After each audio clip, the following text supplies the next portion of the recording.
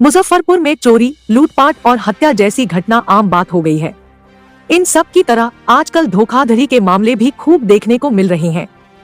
अगर आप भी किसी दुकान के मालिक या किसी दुकान के कैश काउंटर पर बैठते हैं तो मुजफ्फरपुर के छाता चौक के इस घटना को आपको जरूर सुनना चाहिए।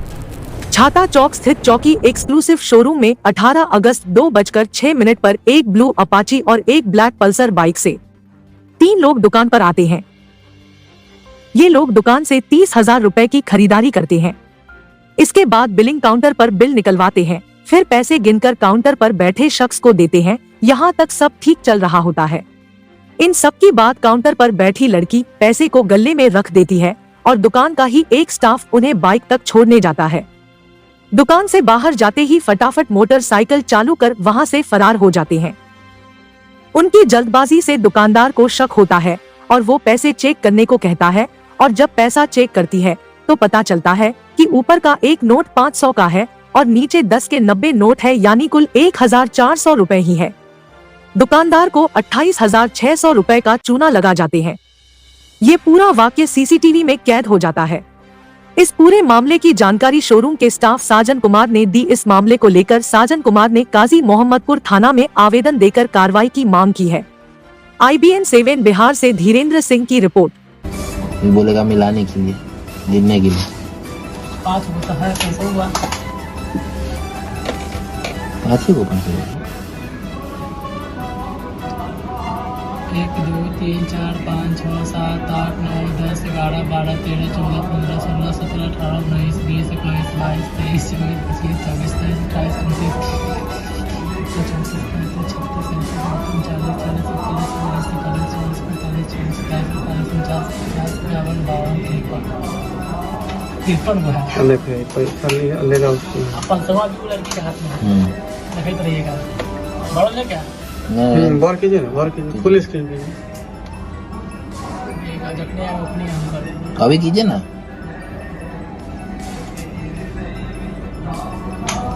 बड़ा करने के चक्कर में हो जाएगा गेम इधर।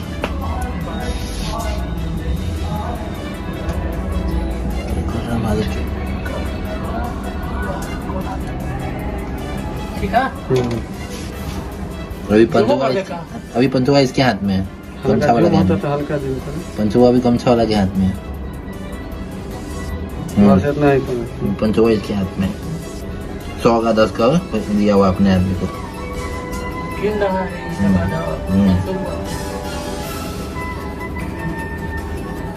किलो कंप्यूटर में देख रहा है। अब देखिए मिलाने के लिए दिया, लेकिन ये मिला 10 के रख लिया, ये रखा है हाथ। देखिए आधा ऊपर हाथ किया, इसके हाथ में, हाथ में पैसा नहीं। वहाँ गया 500 का, अभी वहाँ गया। हाँ अभी वहाँ है। मिला के एक बार उसको दिया, अब मांगेगा रबड़ लगाने। रबड़ अपने हाथ में रखा हुआ था, रबड़ लगा दिया हाथ में। ठीक है, पॉकेट हाथ का ना मारा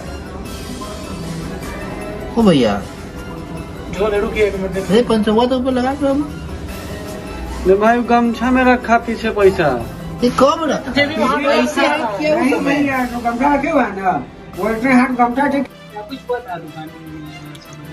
सर वो 11 बजे का टाइमिंग था। 3 कस्टमर आए थे, ठीक है। तो हमारे स्टोर में एक हम थे और एक मेरे साथ एक लड़की थी जो यहाँ पे जॉब करती है।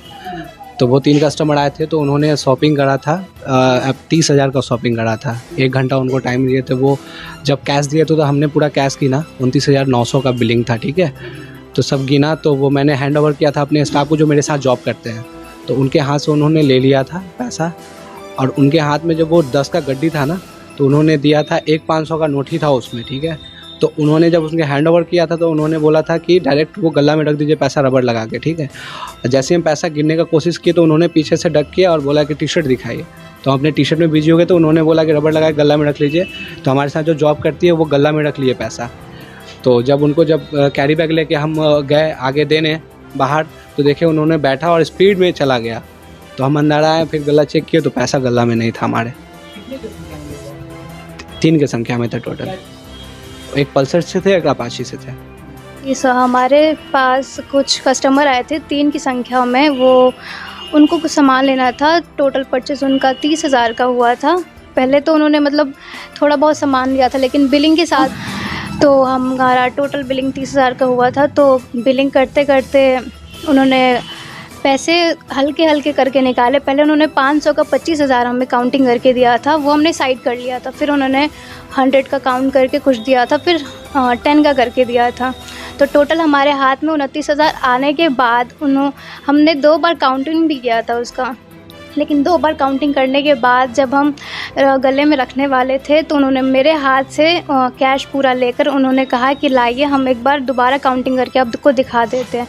तो उन्होंने सामने में हमारे पूरा काउंटिंग ठीक किया था, लेकिन जैसे ही फिर उन्होंने हमारे हाथ में दिया तो वो उस टाइम कुछ मिसअंडरस्टैंडिंग होकर हमारे हाथ में कुछ ही पैसे आए थे, लेकिन इधर से घुमा फिरा के हमने जल्दीबाजी में वो गले में पैसा रख दिया था। लड़ जाती है हमारे ड्राइवर भाई को मृत्यु हो जाता है। इसी तरह जिस तरह इस बच्चे को आज देखने वाला कोई नहीं है, उसी तरह हमारे भी बच्चे रोड पर आ जाते हैं। बिहार के सभी ट्रक ड्राइवर से आग्रह है कि खुद का और अपने परिवार के बेहतरी के लिए नीचे दिए गए नंबर पर कॉल कर बिहार ड्राइवर महासंघ से जुड़े। अगर किसी भी ड्राइवर भाई का देश में कहीं भी आकस्मिक दुर्घटना में मृत्यु हो जाता है तो हमारी संस्था उनके पार्थिव शरीर को उनके निवास स्थान पर निःशुल्क भेजने का प्रबंध करेगी और उनके परिवार को सहायता राशि भी उपलब्ध कराएगी।